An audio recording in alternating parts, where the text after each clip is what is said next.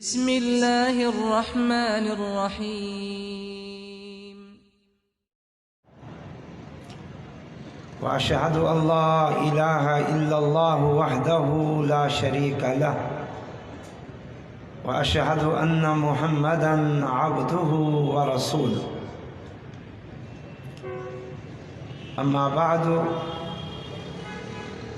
فأعوذ بالله من الشيطان الرجيم وما كان محمد أبا أحد من رجالكم ولكن رسول الله وخاتم النبيين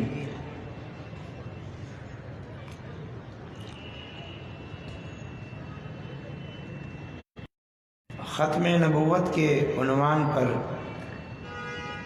کچھ گزارشات پیش کرنے کو کہا گیا ہے۔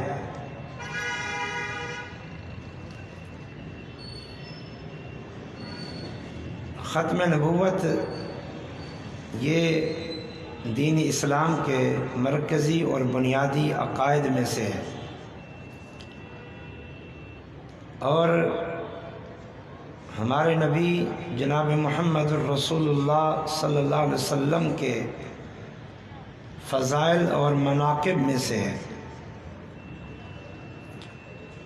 اور یہ مسئلہ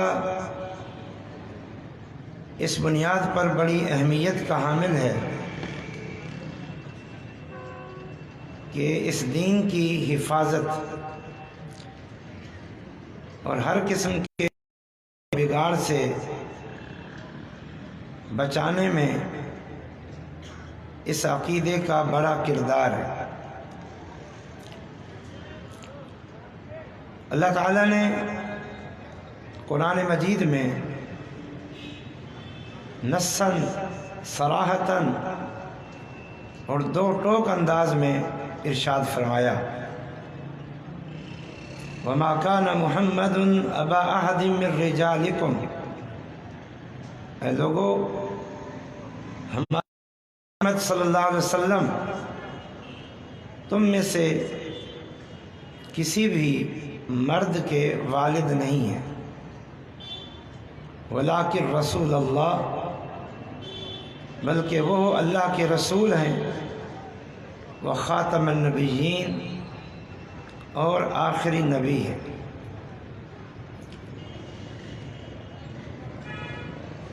یہ جو اس آیت کریمہ میں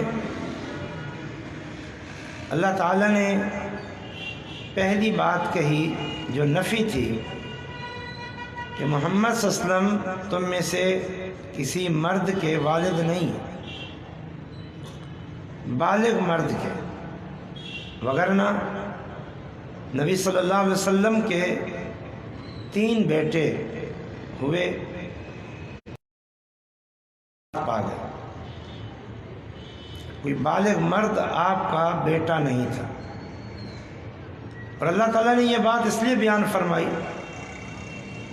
تاکہ کبھی کوئی فتنہ پرور، کوئی گمراہ انسان یہ شوشہ نہ چھوڑے کہ نبی کا بیٹا نبی ہوتا ہے، اور اسے پھر وہ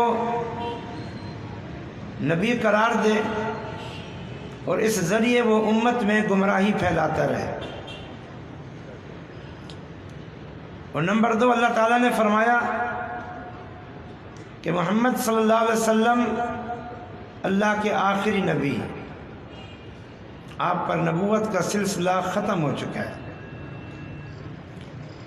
قرآن مجید کی اس صریح ترین آیت کی وجہ سے صحابہ سے لے کر آج تک تمام علماء امت، تمام مفسرین، تمام محدثین، تمام فقہاء کا اتفاق ہے کہ محمد صلی اللہ علیہ وسلم آخری نبی ہیں، اور ان کے بعد کسی نبی نے نہیں آنا۔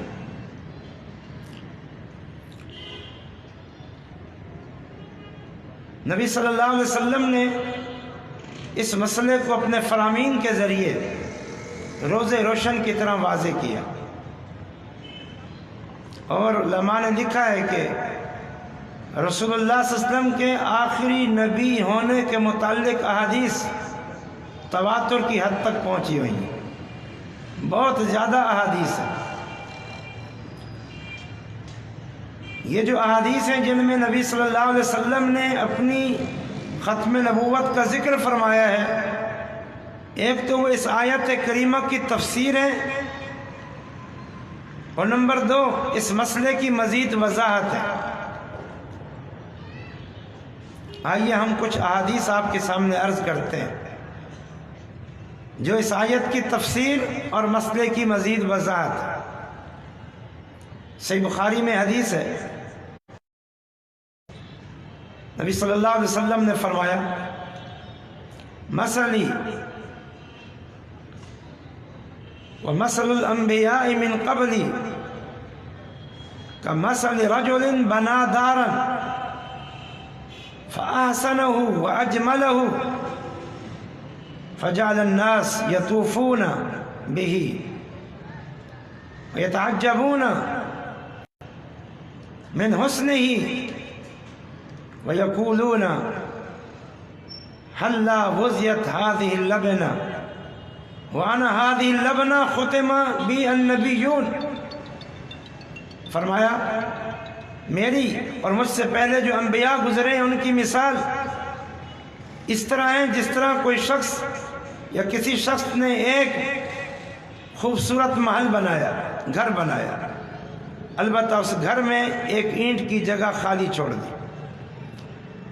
دیکھنے والے دیکھتے رہے، اس کے حسن و جمال کی تعریف کرتے رہے، لیکن جب اس خالی اینٹ کی جگہ پر آتے تو کہتے کہ یہ جگہ خالی کیوں ہے؟ بنانے والے نے اس جگہ پہ اینٹ کیوں نہیں لگائی؟ نبی صلی اللہ علیہ وسلم نے فرمایا سنو، انا هذه اللبنہ، میں یہ اینٹ ہوں، ختم بی النبیون، میرے ذریعے سلسلہ نبوت کو مکمل کر کے ختم کر دیا گیا ہے۔ اس حدیث نے آیت کے معنی کو بھی واضح کر دیا اور مسئلہ واضح کر دیا، اور آیت کا معنی کہ اللہ کے نبی آخری نبی ہیں، اس کے علاوہ اس کا کوئی معنی نہیں، اس کو واضح کر دیا۔ اب یہ نبوت کا محل مکمل ہے، کامل ہے۔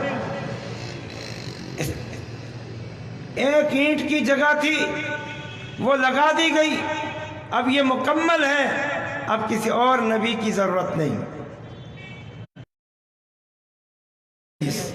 وہ بھی صحیح بخاری کی ہے، فرمایا کانت بنو اسرائیل تسوسہم الانبیاء کلما ہلک نبی خلفہ نبی۔ فرمایا نبی صلی اللہ علیہ وسلم نے مجھ سے پہلے لوگوں کے معاملات کی حفاظت و نگرانی انبیاء کیا کرتے تھے۔ جب بھی ایک نبی فوت ہوتا اس کی جگہ دوسرا نبی آ جاتا، یہ سلسلہ چلتا رہا۔ فرمایا وَإِنَّهُ لَا نَبِيَّ بَعْدِي، اب میرے بعد کسی نبی نے نہیں آنا، اب سَيَكُونُ خُلَفَاء وَيَكْسُرُونَ، اب یہ سیاسی معاملات، یہ لوگوں کے معاملات چلانے کے لیے الگ سے نبی نہیں آئے گا، بلکہ خلفاء ہوں گے اور بہت ہوں گے، البتہ ان کی ذمہ داری ہوگی کہ میری شریعت کے مطابق وہ سیاست کریں اور نظام دنیا چلائیں۔ تیسری حدیث فرمایا لم يبق من النبوة إلا المبشرات، قالوا وما المبشرات يا رسول الله؟ قال قالها يراها الرجل أو ترى له۔ نبی صلی اللہ علیہ وسلم نے فرمایا لوگو، نبوت میں سے اب صرف ایک چیز باقی ہے، اور وہ ہے خوشخبری دینے والی باتیں، باقی ساری نبوت کی باتیں ختم ہو چکی، اب نبوت نہیں ہے، اب مبشرات باقی ہیں۔ صحابہ نے پوچھا وہ مبشرات کیا ہے؟ فرمایا میں تمہیں بتاؤں مبشرات کیا ہے؟ فرمایا اچھا خواب جو انسان اپنے بارے میں خود دیکھے یا اس کے بارے میں کوئی اور دیکھے، اس کے علاوہ اب خوشخبری کوئی بات نہیں ہے اور کوئی ذریعہ نہیں ہے۔ یہ صحیح مسلم کی حدیث۔ چوتھی حدیث فرمایا، اور یہ صحیح بخاری کی حدیث ہے، ان لی خمسۃ اسماء انا محمد انا احمد انا الماہی انا الحاشر وانا العاقب والعاقب الذی لا نبی بعدہ۔ فرمایا لوگوں میرے 5 نام ہیں اور میرے یہ نام میرے خصائل خصوصیات کرتے ہیں۔ میں محمد ہوں تعریف کیا ہوا، میں احمد ہوں اللہ کی تعریف کرنے والا، میں ماہی ہوں شرک کو مٹانے والا، میں حاشر ہوں قیامت کے دن سب سے پہلے قبر سے اٹھوں گا اور میرے بعد سارے لوگ قبروں سے اٹھیں گے، اور میں عاقب ہوں آخر میں آنے والا، جس کا مطلب یہ کہ میرے بعد کسی نبی نے نہیں آنا۔ 5ویں حدیث فرمایا رسول اللہ صلی اللہ علیہ وسلم نے، یہ صحیح مسلم کی حدیث ہے، فرمایا فضلت علی الانبیاء ب6، 6 باتوں کے ذریعے مجھے تمام انبیاء پر فضیلت بخشی گئی ہے۔ نمبر 1، اوتیت جوامع القلم، اللہ نے مجھے جامع کلمات دیے ہیں، جامع ترین بات مختصرین لفظ میں کہنے کی اللہ نے مجھے صلاحیت دی ہے۔ مجھے اللہ نے روک دیا ہے ایک دشمن سے 1 مہینے کی مسافت پر ہونے کے باوجود جب دشمن کو میرے بارے میں علم ہوتا ہے تو اس پر میرا روب طاری ہوتا ہے۔ وَإِلَّتْ لِلْغَنَائِمْ، میرے لیے مال غنیمت کو حلال کر دیا گیا میری امت کے لیے۔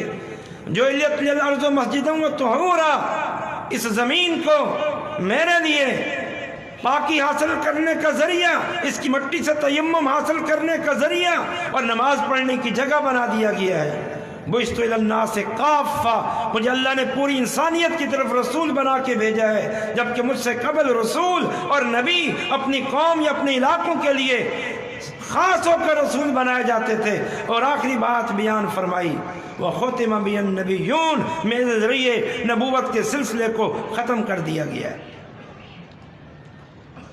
یہ حدیث ہے جو اس بات پہ پوری وضاحت سے دلالت کرتی ہے۔ ان میں ساری حدیث یا بخاری کی تھی یا صحیح مسلم کی تھی۔ ایک حدیث جامع ترمذی کی بھی سنا دوں جو صحیح سند کے ساتھ ہے۔ فرمایا رسول اللہ صلی اللہ علیہ وسلم نے، اِنَّهُ سَيَكُونُ فِي أُمَّتِي كَذَّابُونَ دَجَّالُونَ قَرِيبٌ مِّن 30 كُلُّهُمْ يَزْعُمُ أَنَّهُ نَبِيٌّ وَإِنَّ فرمایا نبی صلی اللہ علیہ وسلم نے، میری امت میں میرے بعد 30 بڑے کذاب و دجال آئیں گے، ہر ایک جھوٹی، ہر ایک نبوت کا دعویٰ کرے گا۔ سن لو اچھی طرح، لا نبی بعدی، میرے بعد کسی نبی نے نہیں آنا۔ اب ان احادیث نے آیت کے معنی کو بھی واضح کر دیا کہ خاتم النبیین کا معنی آخری نبی، اور ان احادیث نے اس مسئلے کو مزید بھی واضح کر دیا، اگرچہ خاتم کا معنی ہے ہی آخری۔ تمام علماء لغت نے اپنی اپنی لغت کی کتابوں میں جہاں انہوں نے مختلف عربی الفاظ کے معنی بیان کیے ہیں، لفظ خاتم اور لفظ خاتم دونوں کا معنی آخری کیا ہے۔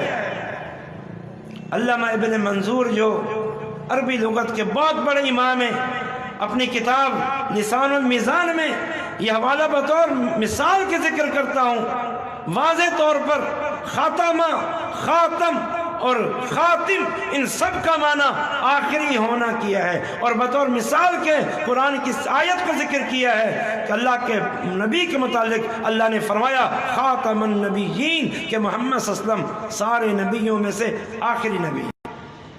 اگرچہ اس کا معنی واضح تھا، لیکن پھر بھی ہم نے حدیث کے ذریعے اس معنی کو واضح کیا ہے، کیونکہ کچھ لوگ بالخصوص یہ قادیانی یہ اس خاتم النبیین کا معنی آخری نبی ہونا نہیں کرتے، بلکہ اس کا معنی افضل نبی ہونا اور اعلیٰ نبی ہونا کرتے ہیں۔ اور ایک لطیفے کی بات ہے، علماء لغت نے سب نے مانا اس کا آخری ہونا کیا۔ یہ میں نے 6 احادیث بیان کی اور 20 احادیث موجود ہیں، ان سب میں رسول اللہ صلی اللہ علیہ وسلم نے اپنی آخری نبی ہونے کا ذکر کیا، اور کہیں خاتم النبیین ہونے کے ساتھ لا نبی بعدی کا ذکر کیا۔ اتنی صحیح احادیث کا کوئی اعتبار نہیں، لیکن خاتم کا معنی افضل اور اعلیٰ کرنے کے لیے ایک من گھڑت جھوٹی موضوع حدیث کا سہارا لیا۔ کتاب تفسیر صافی پتہ نہیں کہاں سے ان کو ملی اور وہاں سے لی، وہ تفسیریں اور ان کی وہ کتب جو جھوٹ کا پلندہ ہیں، موضوعات بھری ہوئی ہیں، وہاں سے قول ذکر کیا کہ رسول اللہ صلی اللہ علیہ وسلم نے ایک دن کہا انا خاتم النبیین و علی خاتم الاولیاء، کہ میں نبیوں میں سب سے اعلیٰ اور افضل اور علی ولیوں میں سب سے اعلیٰ اور افضل۔ تو کہتے ہیں اس کا معنی ہم کریں گے آخری نبی تو خاتم الاولیاء کا معنی کریں گے، آخری ولی کہ علی کے بعد کوئی ولی نہیں ہو سکتا، جبکہ ہم دیکھتے ہیں کہ علی رضی اللہ عنہ کے بعد اور بہت سارے ولی آئے۔ علی رضی اللہ عنہ کی ولایت، ان کی عظمت، ان کی بڑائی، ان کی شان، ان کی صحابیت، اس کا کوئی انکار نہیں ہے، یہاں یہ مسئلہ زیر بحث نہیں ہے۔ لیکن یہ جو حدیث بیان کی گئی کہ اللہ کے رسول نے فرمایا میں خاتم النبیین اور علی رضی اللہ عنہ خاتم الاولیاء، اور معنی یہ کہ میں سب سے افضل نبی اور علی سب سے افضل ولی ہیں، اس کا معنی کہ خاتم بمعنی افضل ہے، خاتم بمعنی آخری نبی نہیں ہے، یہ حدیث ہی جھوٹی اور من گڑت۔ اتنی صحیح حدیث ان کو ایک طرف رکھ کے ایک موضوع حدیث کا سہارا لینے کی کوشش کی۔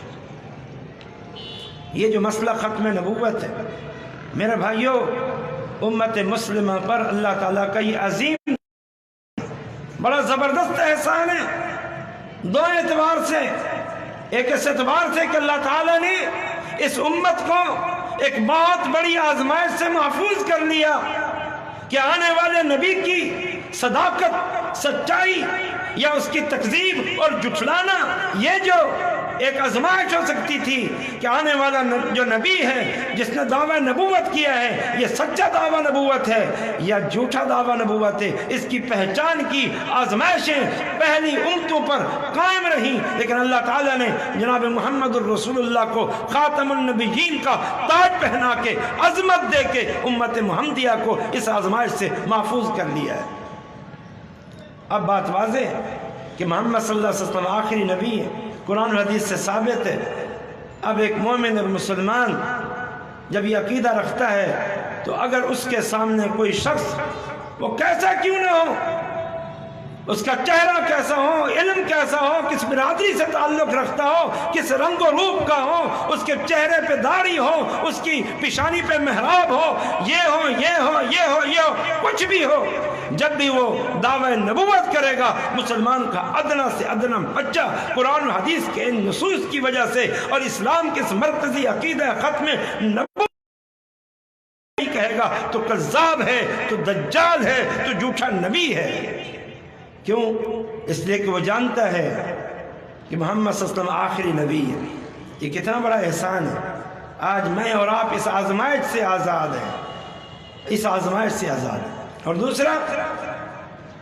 دوسرا یہ کہ اللہ نے اس دین کو بگاڑ سے بچا لیا ہے۔ اگر نبوتوں کا سلسلہ جاری ہوتا تو پھر کوئی جھوٹا نبی آتا اور آ کر ہمارے دین کو بگاڑ کے رکھ دیتا۔ اللہ نے نبوت کا سلسلہ ختم کر کے بگاڑ کی صورت کو ہی ختم کر دیا، دفن کر کے رکھ دیا، ہمارے دین کو بگاڑ نہیں سکتا۔ اس لیے کہ اگر کوئی جھوٹا دعویٰ نبوت کرے اور لوگ اس کو مان لیں اور وہ کہ مجھ پر وحی اترتی ہے، میرا اللہ کے ساتھ تعلق ہے، اللہ نے اب یہ دین اتارا ہے، آج یہ وحی اتاری ہے، شریعت کا فلاں حکم منسوخ ہے، اب یہ حکم ہے، اب یہ حکم ہے، وہ اپنے آپ کو نبی بنا کر اللہ کے ساتھ اپنے تعلق کو جوڑ کر کہ مجھ پر وحی اترتی ہے، جو مرضی ہے کہتا رہتا، اور اس کے ماننے والے اس کو دین سمجھتے رہتے. تو اللہ نے تو ہمیشہ ہمیشہ کے لیے ہمیں آزمائش سے بچا لیا اور ہمارے دین کو اللہ تعالیٰ نے محفوظ فرما لیا. جیسا کہ گزشتہ احادیث میں سے ایک حدیث میں ضمناً کہ 30 بڑے جھوٹے مدعین نبوت آئیں گے. ان میں ہمیں جس جھوٹے مدعی نبوت سے واسطہ ہے وہ مرزا غلام احمد قادیانی ملعون ہے، جس کی جھوٹی نبوت سے آج اس پاک و ہند کو اور اطراف کے لوگوں کو واسطہ ہے. اس حوالے سے کچھ بات کرتے ہیں. اس کے جھوٹے مدعی نبوت ہونے کے لیے میں 4 باتیں عرض کرتا ہوں. ہر بات کا حوالہ مستحضر نہیں، لیکن یہ وہ باتیں ہیں جو خود قادیانیوں کی کتب سے ثابت ہیں. ان کی روحانی خزائن جو سب سے بڑی اور جامع کتاب ہے، جس میں مرزا غلام احمد قادیانی ملعون کے سارے ملفوظات، سارے کتابچے اور ساری باتیں جمع کر دی گئی ہیں، ان میں یہ سارے حوالے موجود ہیں. کسی کو حوالے چاہیے تو ان کو وہ حوالے تحریراً دیے جا سکتے ہیں. یہ 4 باتیں اس کے جھوٹے مدعی نبوت ہونے کے لیے.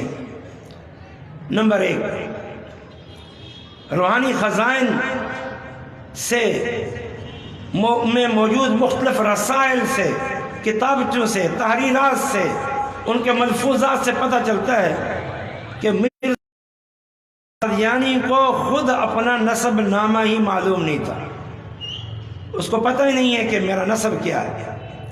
کبھی کہتا ہے کہ مغل برناس ہوں میں، کبھی کہتا ہے فارسی اور ایرانی ہوں میں، کبھی کہتا ہے اسرائیلی اور نسل ہوں میں، کبھی کہتا ہے فاطمی اور نسل ہوں میں، اور کبھی کہتا ہے کہ میں چینی اور نسل، میرا اصل چین سے. اب بتاؤ، ایک ایسا شخص جو نبوت کا دعویٰ کرتا ہے، اس کا نسب معلوم نہیں، اور اس کی تحریرات سے پتہ چلتا ہے کہ اس کو اپنا خود نسب معلوم نہیں ہے. کیا یہ نبی کی شان ہو سکتی ہے؟ ایک رسول کی یہ شان ہو سکتی ہے؟ حاشا وکلا، قطعاً نہیں ہو سکتی. ایک نبی تو ذو نسب ہوتا ہے، اس کا حسب نسب معلوم ہوتا ہے. ہمارے نبی صلی اللہ علیہ وسلم کا حسب نسب صحیح بخاری کے اندر موجود ہے، اور اتنا پیارا نسب ہے. آپ نے فرمایا میری والدہ سے لے کر اما حوا تک میری والداؤں میں، میری دادیوں میں کسی سے زنا سرزد نہیں ہوا. اور نمبر 2، مرزا غلام احمد قادیانی ملعون کی نجی زندگی ایسی ہے جو کسی نبی اور رسول کی نہیں ہو سکتی. نمبر 1، بد زبانی. ہمارے نبی فرماتے ہیں، صحابہ کہتے ہیں ما کان فاحشا ولا متفحشا، اللہ کے نبی نے کبھی بے ساختہ بھی گالی نہیں دی، بے تکلف بھی گالی نہیں دی، آپ کے مزاج میں بھی نہیں تھا. لیکن اس جھوٹے مدعی نبوت کی سنو، بد زبانی سنی. کہتا ہے کہ مسلمانوں نے میری نبوت کو مانا، لیکن نعوذ باللہ کنجریوں اور بدکاروں کی اولاد نے میری نبوت کو جھٹلایا. اپنی نبوت کے جھٹلانے والوں کو کنجریوں اور بدکاروں کی اولاد کہہ رہا ہے. اسی طرح ایک اور جگہ لکھتا ہے کہ جو میرے مخالفین ہیں، جو میری نبوت کو نہیں مانتے، وہ جنگلوں کے سور اور کتیوں کی اولاد ہیں. یہ ایک نبی کی زبان سے یہ باتیں نکل سکتی ہیں؟ یہ بد زبانی، یہ لہجہ، یہ انداز. اور اس کی عملی زندگی کیا تھی؟ صرف چھوٹی سی ایک جھلک. ایک مرتبہ اس کے کسی مرید کے متعلق کسی نے شکایت کی کہ حضرت یہ رات کو تھیٹر دیکھنے گیا ہوا تھا، فلم دیکھنے کے لیے گیا ہوا تھا. تو کہا کوئی بات نہیں، میں نے بھی ایک دفعہ تھیٹر دیکھا تھا اور فلم دیکھی تھی. ایک نبی کہ یہ شایان شان ہے. ہمارے نبی محمد صلی اللہ علیہ وسلم کا بچپن، نبوت سے پہلے کی زندگی انتہائی مبارک تھی، انتہائی عظیم تھی. ایک جگہ سے گزر رہے تھے، دور سے باریک سی آواز گانوں کی سنائی دی. آپ نے اپنے کانوں میں انگلیاں رکھ لی. اپنے ساتھی سے پوچھا جب بہت دور چلے گئے کہ آواز تو نہیں آ رہی؟ اس نے کہا نہیں آ رہی۔ تب آپ صلی اللہ علیہ وسلم نے اپنے کانوں سے اپنی انگلیوں کو ہٹایا، اور یہ کہتا ہے کہ میں نے تھیٹر دیکھا ہے، میں نے فلم بھی نہیں کی ہے، انبیاء کی گستاخیاں کی ہیں، موسیٰ علیہ السلام کی گستاخی، عیسیٰ علیہ السلام کی گستاخی، اللہ اکبر، اور اصحاب رسول کی گستاخی، علی رضی اللہ عنہ کی گستاخی، حسن حسین کی گستاخی، انبیاء کی، اس امت کے افضل ترین لوگوں کی گستاخیاں کی ہیں، اپنے آپ کو ان سے بہتر کہا ہے، بلکہ اس ظالم نے اپنے آپ کو محمد الرسول اللہ صلی اللہ علیہ وسلم سے بھی بہتر۔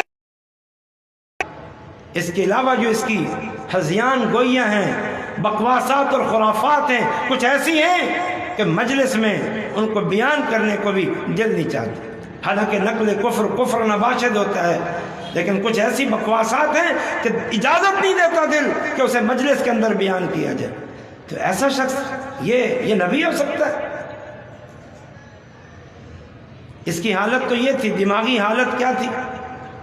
اس کے مریدین لکھتے ہیں اس کے احوال کے اندر کہ جناب کو شیرنی کھانے کا بہت شوق تھا، میٹھا کھانے کا بہت شوق تھا، اس لیے ہر وقت گڑ کے ڈھیلے وہ جیب میں رکھتے تھے، اور باہر پیشاب اور پخانے کے لیے کیونکہ جاتے تھے ڈھیلوں کی ضرورت پڑتی تھی، اس لیے استنجا کے ڈھیلے بھی اپنی جیب میں رکھا کرتے تھے، گڑ بھی موجود ہے، استنجا کے ڈھیلے بھی موجود ہے، اور اس کو تمیز نہیں رہتی تھی کہ کس جیب میں گڑ ہے اور کس جیب میں استنجا کے ڈھیلے ہیں۔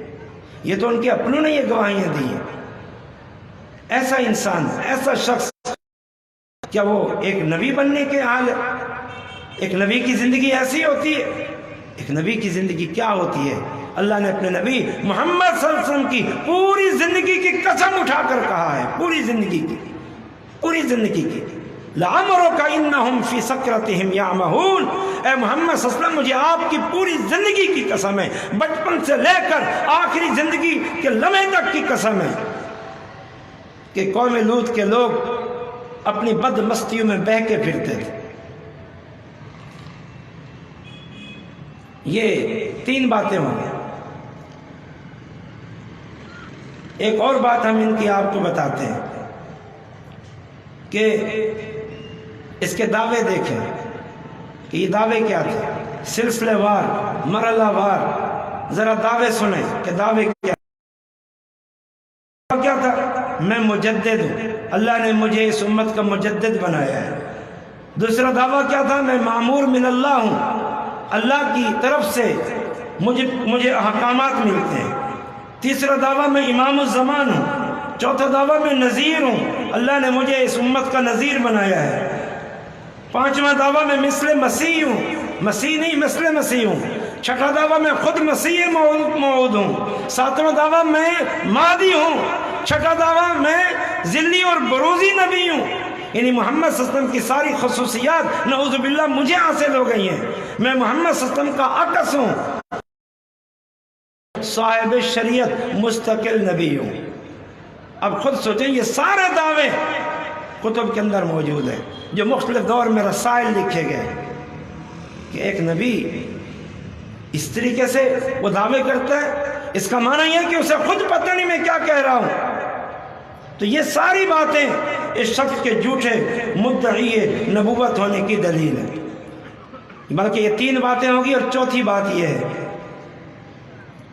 کہ یہ شخص انگریزوں کا وفادار تھا، انگریزوں کا بہی خواہ تھا، انگریزوں کا کارندہ تھا، انگریزوں کا پٹھو تھا، اور انگریز گورنمنٹ کا طرفدار تھا۔ جب پوری امت انگریزوں سے آزادی حاصل کر جیل کی صعوبتیں برداشت کر رہے تھے، کالے پانی میں ان کو بند کیا جا رہا تھا اور ان پر عرصہ یا تنگ کیا جا رہا تھا، یہ آزادی سے گھوم رہا تھا، اور پھر بڑے فخر سے کہتا تھا۔ ایک جگہ کہتا ہے، میرے والد ابتدا سے ہی انگریز گورنمنٹ کے ملازم تھے اور ان کے خیر خواہ تھے، اس کا اعتراف خود انگریز گورنمنٹ نے کیا ہے۔ ایک جگہ کہتا ہے، میں سب سے بڑھ کر انگریز گورنمنٹ کا خیر خواہ اور وفادار ہوں، اور اس کی 3 وجہ ہیں۔ ایک یہ کہ مجھے باپ کی طرف سے انگریز گورنمنٹ کے ساتھ یہ وفاداری یا خیر خواہی اور محبت ورثے میں ملی ہے، اور نمبر 2 خود انگریز گورنمنٹ کے مجھ پر بھی بڑے احسانات ہیں، اور ان سب سے بڑی بات یہ نعوذ باللہ ثم نعوذ باللہ کہ مجھے انگریز گورنمنٹ کے ساتھ وفاداری کرنے، خیر خواہی کرنے کا اللہ نے الہام کیا ہے، نعوذ باللہ۔ جب ایک امت اس سے لڑ رہی تھی، انگریز گورنمنٹ کے خلاف جہاد کر رہی تھی، یہ شخص یہ انگریز گورنمنٹ کی ہمدردیاں سمیٹنے کی کوشش کر کے اور ملازمتوں کے مزے لے کے اور ان سے تنخواہیں لے کے اور ان سے جاگیریں وصول کر رہا تھا۔ یہ 4 باتیں میں نے عرض کی ہیں بڑے اختصار کے ساتھ۔ اب اگر غور کریں گے تو آپ جان جائیں گے کہ کوئی سچا نبی ایسا نہیں ہوتا، اس کے اندر یہ باتیں نہیں ہوتی کسی سچے نبی کے اندر۔ اس لیے ہم پوری امت کو یہ نصیحت کرتے ہیں کہ دین اسلام کا ایک بنیادی عقیدہ ہے کہ اللہ کے نبی محمد صلی اللہ علیہ وسلم آخری نبی ہے۔ جو بھی نبوت کا دعویٰ کرے گا وہ جھوٹا ہے۔ یہ تو صرف لوگوں کو بتانے کے لیے، سمجھانے کے لیے ہم نے باتیں کی ہیں، وگرنہ جو آیت پڑھی، جو احادیث پڑھی، اس کے بعد صرف اتنا بتا دینا کافی تھا۔ ان نصوص سے ثابت ہو گیا کہ کوئی نبی نہیں آ سکتا۔ جب کوئی نبی آ نہیں سکتا تو اب ہمیں اس کے عیوب بھی بتانے کی ضرورت نہیں ہے، اس کے جھوٹا ہونے کے اسباب بھی یا دلائل بتانے کی ضرورت نہیں ہے، لیکن پھر بھی ایک مسئلے کو واضح ہم نے ان کی کتب سے یہ کچھ باتیں آپ کے سامنے عرض کی ہیں اور ذکر کی ہیں۔ یہ جھوٹی نبوتیں کیوں ماراز وجود میں آتی ہیں؟ اس کے مختلف اسباب، کچھ بڑے اسباب ہیں۔ ان میں سے ایک شہرت، ناموری، چودراہٹ، سرداری، یہ مل جائے۔ ایک نبی وہ اپنی امت کا سردار ہوتا ہے، اس کو بڑی عزت ملتی ہے، بڑی تعظیم ہوتی ہے، بڑا ادب ہوتا ہے، احترام ہوتا ہے، وہ سب سے محترم ہوتا ہے۔ وہ اس سرداری کو حاصل کرنے کے لیے، اس شہرت کو حاصل کرنے کے لیے، اس دنیاوی عزت جاہ و جلال کو حاصل کرنے کے لیے یہ اس طرح جھوٹے نبوت کے دعوے کرتے ہیں۔ دوسرا سبب مال و دولت کا حصول ہوتا ہے کہ ایک نبی کے پاس بیت المال ہوتا ہے اور اس کی تقسیم کا سارا اختیار اس کے ہاتھ میں ہوتا ہے، تو تاکہ میں بھی اپنا بیت المال بناؤں اور پھر وہ سارے اختیار میرے پاس آ جائیں، تو اس کے لیے مجھے نبوت کا دعویٰ کرنا پڑے گا۔ لیکن سب سے جو بڑی وجہ ہے، خطرناک وجہ ہے، وہ یہ ہوتی ہے کہ اسلام دشمنی کی بہت ساری صورتیں، لیکن ان میں سے بدترین صورت یہ ہے کہ جھوٹا دعویٰ نبوت کر کے مسلمانوں کو اس فتنے میں مبتلا کر کے کچھ مسلمانوں کو اپنی طرف مائل کر کے ان کے ایمان کو بگاڑنا، اور پھر دین حق کے متعلق غلط باتیں پھیلانا، کچھ احکام کو منسوخ کرنا اور کچھ باتیں اس کے اندر پھیلا دینا، اور کچھ باتوں کے متعلق نئی نئی باتیں لا کے اس دین حق کو بگاڑنے کی کوشش کرنا۔ اس شخص میں یہ ساری باتیں نظر آتی ہیں۔ آخری بات، اس نے اس دین کو بگاڑنے کی کوشش کی ہے، اس نے اس دین کو تباہ کرنے کی کوشش کی ہے اور اس دین کے اندر رد و بدل کرنے کی کوشش کی ہے۔ اسلام دشمنی، اور یہ نظر بھی آتا ہے۔ دیکھیں اس کا جب دور تھا، میں نے جیسے عرض کیا، اس وقت پوری امت انگریز گورنمنٹ سے چھٹکارا حاصل کرنے کے لیے کوشاں تھی۔ علماء نے جہاد کے علم کو بلند کیا ہوا تھا، قربانیاں دی جا رہی تھی۔ اس نے جہاد کو منسوخ ہونے کا اعلان کر دیا کہ جہاد منسوخ ہو چکا ہے۔ نعوذ باللہ، میں اللہ کا نبی اور رسول ہوں، اللہ نے مجھ پر وحی کر کے قیامت تک کے لیے جہاد کو منسوخ کر دیا ہے، حالانکہ اللہ کے رسول صلی اللہ علیہ وسلم فرما کے گئے تھے الجہاد ماضٍ منذ بعثنی اللہ الی ان یقتل آخر هذه الامة الدجال، فرمایا۔ اور اسی طرح ایک اور حدیث ہے، لا تزال طائفة من امتی ظاہر الحق یقاتلون فی سبیل اللہ، میری امت کی ایک جماعت حق پر رہے گی، غالب رہے گی، اور وقتاً فوقتاً، موقع میں موقع، قیامت تک وہ اللہ کی راہ میں جہاد کرتی رہے گی، اور جہاد قائم رہے گا حتیٰ کہ اس امت کا آخری انسان وہ دجال کو قتل کرے گا۔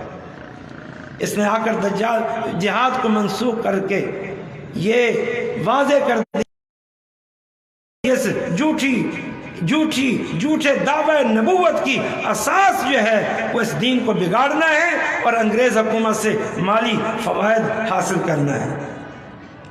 وجہ آپ دیکھ لیں، آج تک انگریز اس سے فائدہ اٹھا رہے ہیں، آج تک یہ انگریز کا پٹھو بنا ہوا ہے، اس کی ذریت اور اس کے خلفاء آج تک انگریزوں کی چھتری میں پل رہے ہیں اور دنیا میں پھیلا رہے ہیں، ساری سرگرمیاں دنیا میں پھیلانے کی کوشش کر رہے ہیں۔ یہ دلیل اس بات کی کہ آج تک بھی یہ انگریز سرکار ان کی حمایت کر رہی ہے، سرپرستی کر رہی ہے اور ان کی حفاظت کر رہی ہے۔ سبحان اللہ۔ اگر میں آخر میں علماء اہل حدیث کی خدمات خاص طور پر اس فتنے کی سرکوبی کے لیے ذکر نہ کروں تو میں سمجھتا ہوں کہ بات پوری نہیں ہوگی اور یہ ناانصافی ہوگی۔ علماء اہل حدیث کا بالخصوص اس فتنے کی سرکوبی میں صرف یہ نہیں کہ بڑا کردار بلکہ بنیادی اور اولین کردار رہا ہے، ساری دنیا جانتی ہے۔ اب اس موضوع پر لکھی جانے والی کتابوں کو اٹھا کے دیکھ لیں۔ نمبر ایک، جب اس نے نبوت کا دعویٰ کیا تو سب سے پہلے اہل حدیث کے ایک فرزند مولانا محمد حسین بٹالوی رحمۃ اللہ علیہ نے ایک استفتاء سوال نامہ اس کے متعلق، اس کے عقائد و نظریات اور اس دعوے نبوت کے متعلق سوال نامہ تیار کیا، اور اس وقت کے سب سے بڑے محدث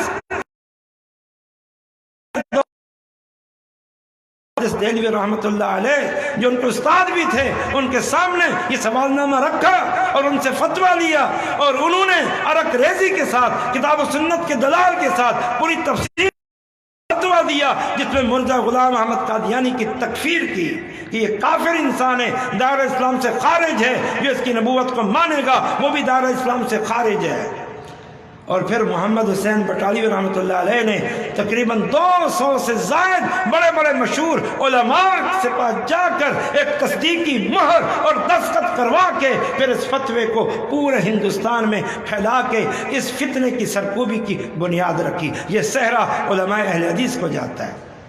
اور نمبر دو، اس فتنے کی سرکوبی میں سب سے زیادہ جس شخص کا کردار ہے، جس عالم دین کا، وہ مناظر اسلام، اپنے وقت کے شیخ الاسلام ابو الوفا علامہ مولانا ثناء اللہ امرتسری رحمۃ اللہ علیہ ہیں، جنہیں آج بھی دنیا فاتح قادیان کے نام سے یاد کرتی ہے کہ انہوں نے قادیان کی دیواروں کو ہلا کے رکھ دیا، انہیں لاجواب کر دیا۔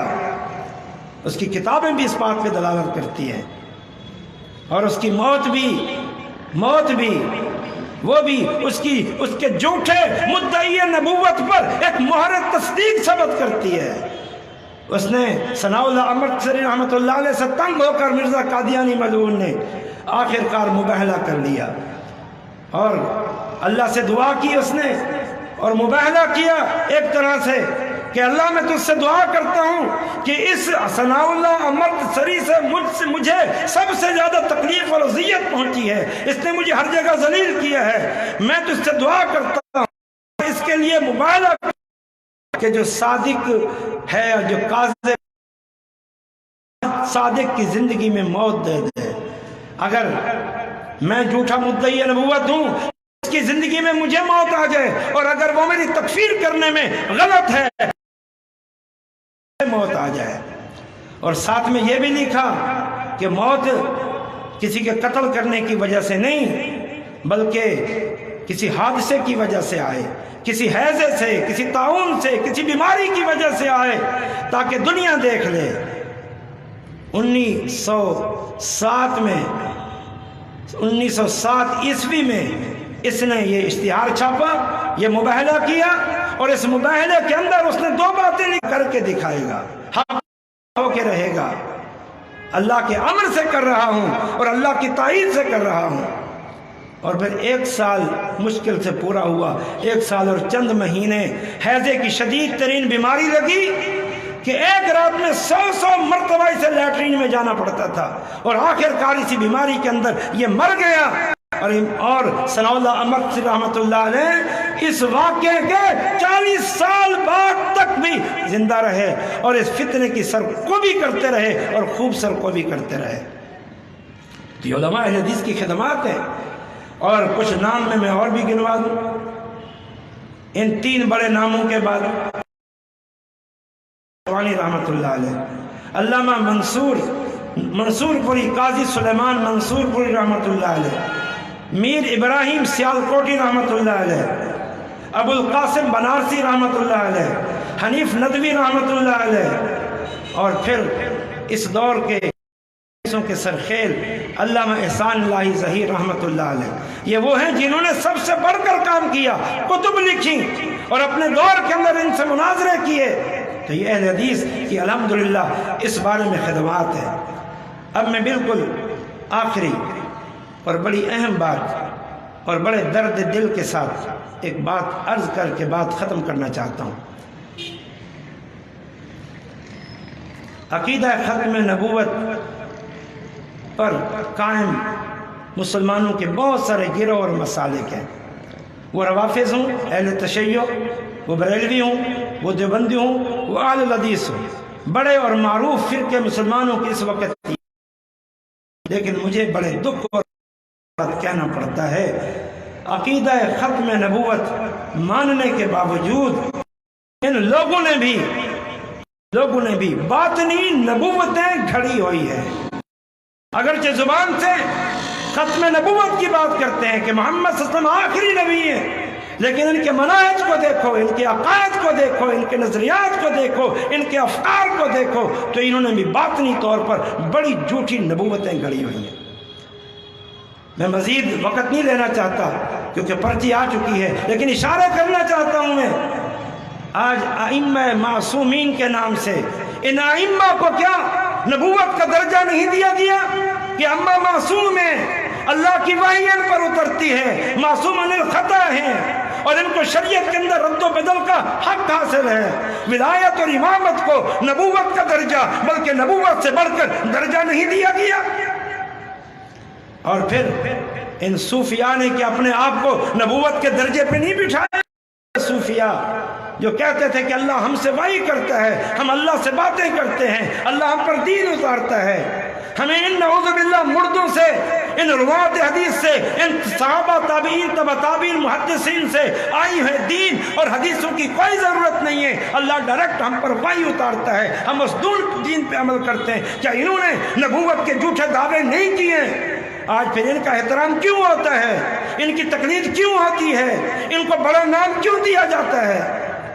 اور پھر درد دل کے ساتھ یہ بھی کہتا چلوں کہ آج ان ائمہ مجتہدین کو جن کے آج ہم بہت سارے مسلمان مقلد کہلواتے ہیں، اندھی تقلید کرتے ہیں، تقلید جامد کرتے ہیں، کیا ہم نے ان کو نبوت کا درجہ نہیں دیا ہوا؟ ان کی اندھی پیروی کر کے، ان کے نظریے کو، ان کے منہج کو حدیث رسول پر مقدم کر کے کیا ہم نے ان کو نبوت کا درجہ نہیں دیا ہوا؟ اور آج دنیا کو دکھاتے پھرتے ہیں کہ ہم ختم نبوت کے دعوے دار ہیں اور ہماری ختم نبوت کے لیے بڑی خدمات ہیں۔ اس صورتحال کی وضاحت اور نہیں کر سکتا، علامہ حالی کے ان اشعار پر اپنی بات ختم کرتا ہوں، جو آج سے یوں سمجھ لو کہ پتہ نہیں 60 70 80 سال قبل اس نے رونا رویا تھا تو پتہ نہیں کیسے منظر کشی کرتا، درد دل سے اس نے اس امت کی حالت زار کو ذکر کیا تھا۔ اور میں بھی آپ کو ان اشعار کے ساتھ جھنجھوڑ کے اپنی بات ختم کرتا ہوں۔ کہا تھا اس نے، کرے گر غیر بت کی پوجا تو کافر، جو ٹھہرائے بیٹا خدا کا تو کافر، جھکے آگ پر بہر سجدہ تو کافر، کواکب میں مانے کرشمہ تو کافر، مگر مومنوں پہ کشادہ ہیں راہیں، پرستش کریں شوق سے جس کی چاہیں، خدا کو نبی کو جو چاہیں خدا کر دکھائیں، اماموں کا رتبہ نبی سے بڑھائیں، قبروں پہ جا جا کے نظریں چڑھائیں، شہیدوں سے جا جا کے مانگیں دعائیں، نہ اسلام اس سے بگڑے نہ ایمان اس سے جائے، وہ دین جس سے توحید پھیلی جہاں میں، ہوا جلوہ گر حق زمین و زمان میں، رہا شرک باقی نہ وام و گما میں، وہ بدلا گیا آ کے ہندوستان میں، وہ بدلا گیا آ کے ہندوستان میں۔ یہ اس نے درد دل کے ساتھ بھی بات کہی، اور آج صورتحال یہی ہے، دعوے بہت کیے جاتے ہیں لیکن عملاً ہم صفر پہ کھڑے ہیں۔ عقیدہ ختم نبوت کا سب سے واضح پیغام یہ ہے کہ یہ دین مکمل اگر چلے گی تو آخری نبی محمد الرسول اللہ کی بات چلے گی۔ اقول قولی ھذا وآخر دعوانا الحمدللہ رب العالمین۔